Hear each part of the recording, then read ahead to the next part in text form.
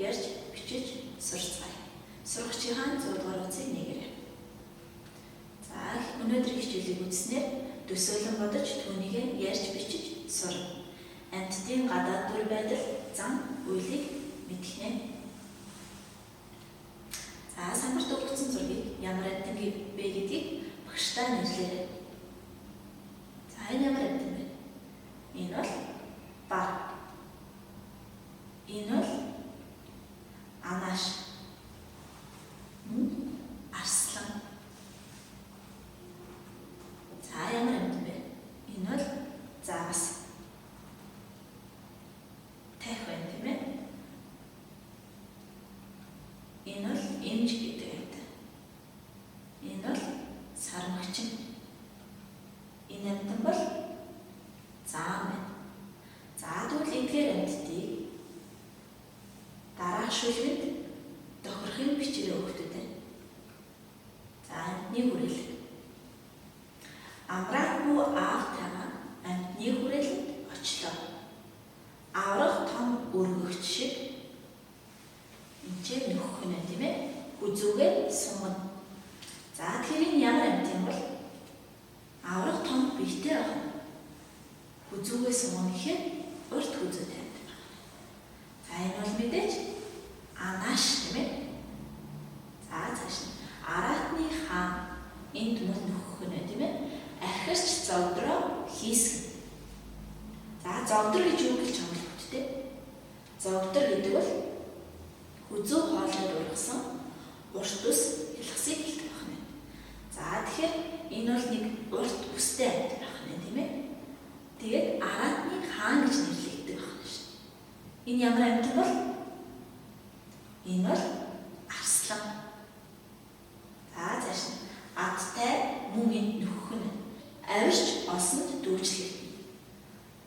Олсонд дүүжлэгдэн явдаг адтай ихэр сэргэлэн цаваа амьтан байна шүү тийм ээ. За энэ саяны амьтдаас аль нь бол? Энэ бол сармагчин. За мөн энд нөхөх нь хошуугаа өмжүүлэн залхуутай дараггүй зогсно. За тэгэхээр урт хошуутай хошуугаа өмжүүлэх гэхээр нэг л урт хошуутай амьтан байна тийм ээ. За энэ бол заам байна. За мөн энд нөхөх нь шилэн хоргондоо зогсоо зайгүй сэлнэ. За тэгэхээр шилэн хоргонд амьдардаг амьтан байна. За тэгэхээр сэлж бас явдаг юм байна. За энэ амьтан бол загас.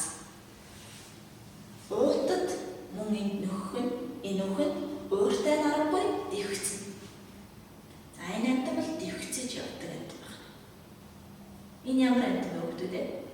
За энэ бол эмч байна.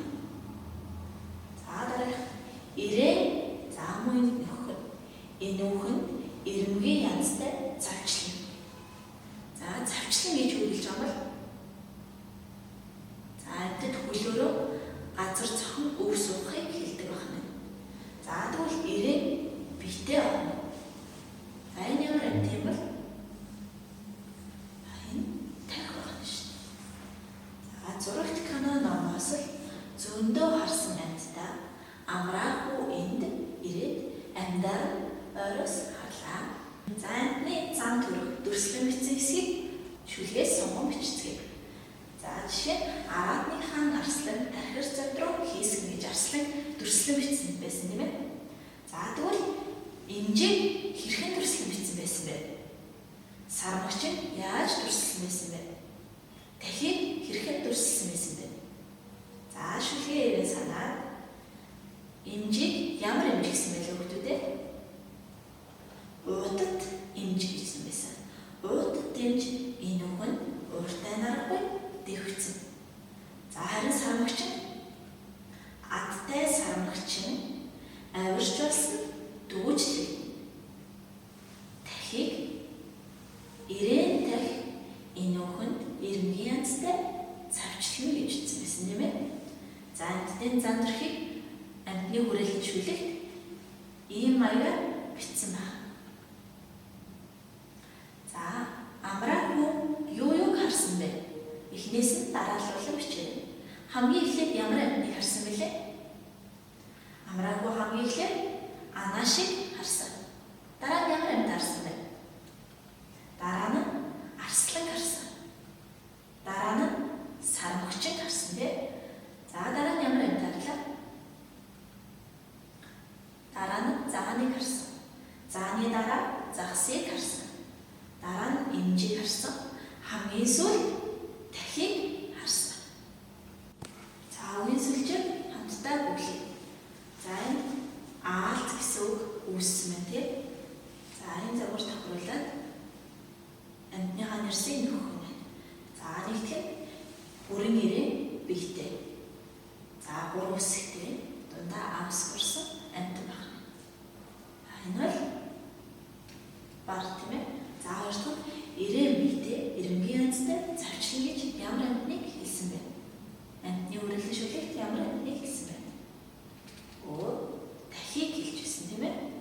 За дараа араатныхаа нархирч зодроо хэсгэн гэж амьтны хүрээлэн шүлэгт ямар амьтныг хэлсэн байсан бэ?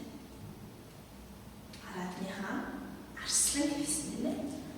За дараа хошуугаа онжуулан залхуутай наргуй зогсон гэж ямар амьтныг хэлсэн байсан бэ? Энэ бол заам байсан. За гэрийн далбар амьтны хүрээлэн шүлгийг чийжлэг мөн амьтны хүрээлэн шүлгийг дуурай цохож бичгэнэ. За хичээлдээ идэвхтэй оролцсон хүүхдүүдтэй